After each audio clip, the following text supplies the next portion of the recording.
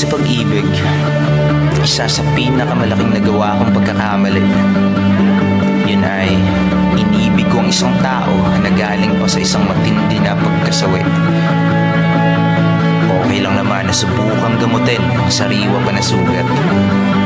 Subalit pakatandaan na tinatapon lang ang band-aid o panakip butas, lalo na kapag magaling na ang sugat.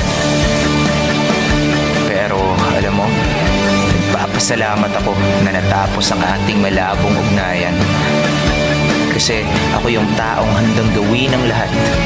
Pag-ibig ko lamang ay mapatunayan. At sa katunayan, sumugal ako kahit sa simula pa lamang alam kong talo na ako sa paligsahan.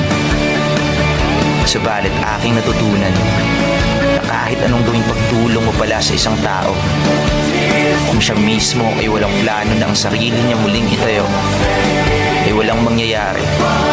At sa huli, ikaw at ikaw lang din ang masasaid at matatalo.